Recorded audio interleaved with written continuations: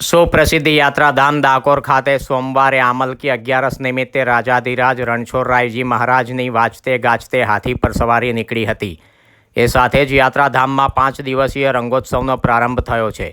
પરંપરા મુજબ આમલકી અગિયારસે ભગવાન ભાવિકો પર અબીલ ગુલાલની છોડો ઉડાવતા નીકળે છે। એ સાથે જ 5 દિવસીય રંગોત્સવનો પ્રારંભ થાય છે। યાત્રાધામ ડાકોર ખાતે આમલકી અગિયારસ નિમિત્તે રાજાધિરાજ રણછોડરાયજી ભગવાનની ઢોલ નગારા સાથે વાજતે ગાજતે હાથી પર સવારી નીકળી હતી। આ સવારી નિજ મંદિરથી નીકળી ગૌશાળામાં બિરાજમાન થઈ બીજી કુંજમાં બિરાજમાન થઈ લાલબાગમાં પ્રવેશી લક્ષ્મીજી મંદિરે પહોંચી હતી। પરંપરા મુજબ હોળી ધૂળેટી ઉત્સવની શરૂઆત આમલકી અગિયારસથી થતી હોય છે। એના ભાગરૂપે આજે અબીલ ગુલાલની છોડો વચ્ચે હાથી પર ભગવાનની સવારી નીકળી હતી।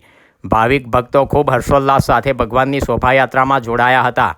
આમલકી એકાદશીથી દરેક ભોગ એટલે 5 ભોગમાં 5 વખત 9 રંગોથી શ્રીજી મહારાજ હોળીનો ઉત્સવ ખેલે છે, જે ફૂલદોડ સુધી ચાલે છે।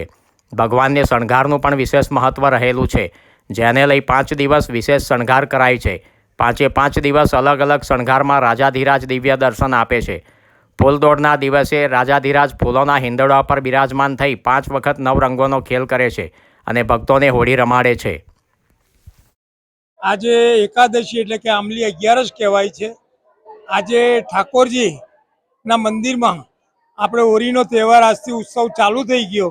ભોગે ભોગે અબીલ ગુલાલ ઉડવાનું, ધાણી ચણા ઠાકોરજી ધરવાના અને આજે સાંજે ઠાકોરજી વરઘોડા રૂપે હાથી ઉપર સવારીની અમે ઓઢવ અમદાવાદથી આવીએ છીએ। આજે 11નો મહિમા છે। હોળી પૂનમની નજીક આવી રહ્યું છે એટલે દર્શન કરીને ધન્ય થયા છે। બહુ જ મજા આવી, અનેરો આનંદ થયો, હૃદયથી ભગવાનના દર્શન કર્યા અને બહુ સરસ વ્યવસ્થા કરેલી છે।